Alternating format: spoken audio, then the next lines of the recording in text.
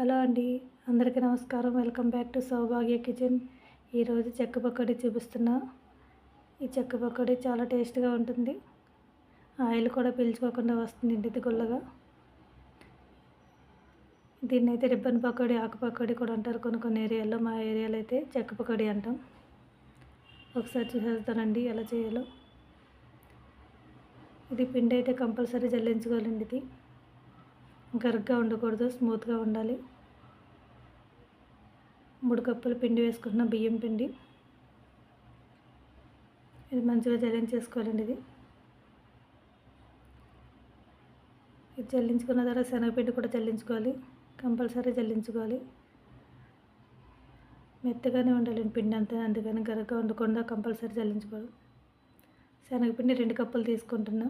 3 కప్పులు బియ్యం పిండికి శనగపిండి 2 కప్పులు. ఇంకా బియ్యం పిండి తగ్గించుకోవాలన్నా తగ్గించుకోవచ్చండి కొంచెం.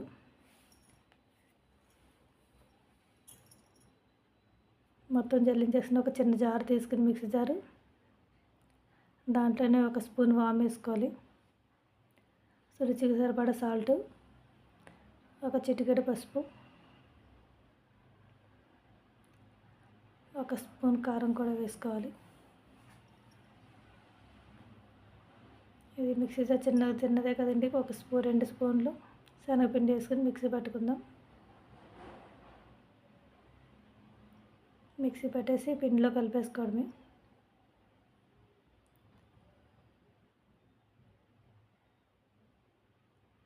మొత్తం అంతా కలిపేసుకొని కొంచెం దీంట్లో వేడిగా బటర్ అయినా వేసుకుని ఆయిల్ వేస్తున్నానండి. నేనైతే బటర్ కూడా వేసుకోవచ్చు.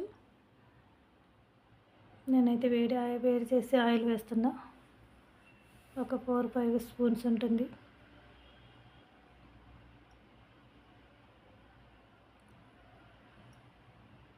చల్లనీటితో కలుపుకొచ్చిన తర్వాత వాటర్, వేడి నీళ్ళు అవసరం లేదు దీనికి. పిండి అయితే గట్టిగా కలుపుకోవాలి వాటర్ వేసి.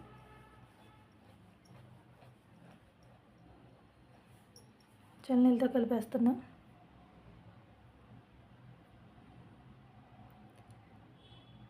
ఇవైతే 15 days 20 days వరకు ఉంటాయండి ఇవి నిల్వ. సమ్మర్ వచ్చిందంటే పిల్లలు మరలో స్నాక్స్ అడుగుతారు కదా, ఇలా చేసి పెట్టేసుకుని ఒక డబ్బాలో పెట్టేసుకుంటే డైలీ తినొచ్చు. జంతికలు గొట్టంలో ఇలా సన్నగా ఉంటుంది కదా, దాన్ని ఉపయోగించాలి. ఇది ఈ గొట్టానికి కొంచెం ఆయిల్ పెట్టుకుందాం.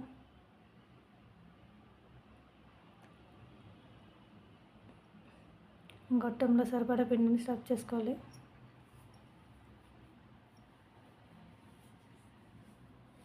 ఇలా స్మూత్గానే ఉండాలండి ఇది. అంతకు సరిపోతే వాటర్ కూడా మధ్య మధ్యలో కలుపుకోవచ్చు పిండిలో. ఇదైతే పర్ఫెక్ట్గా సరిపోయింది. ఇది డీప్ ఫ్రైకి సరిపడా ఆయిల్ పెట్టుకుని ఒకసారి వేడైందో లేదో చూస్తా. ఆయిల్ వేడెక్కింది కదా, అప్పుడే వేసుకోవచ్చు.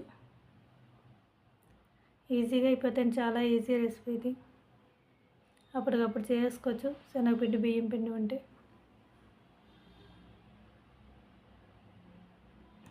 వేగడం కూడా త్వరగా వేగిపోతాయి ఇవి.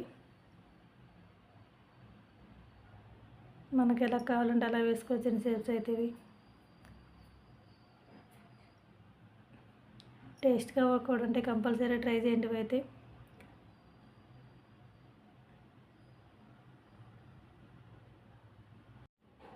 ఈ రెసిపీ నచ్చితే లైక్ చేయండి, షేర్ చేయండి, సబ్స్క్రైబ్ చేయడం మర్చిపోకండి. ఒకసారి ట్రై చేసి కామెంట్ చేయండి ఎలా ఉందో.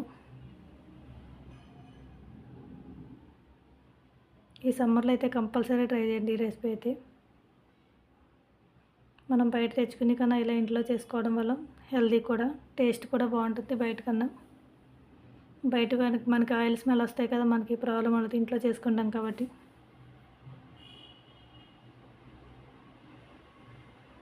Thank you for watching.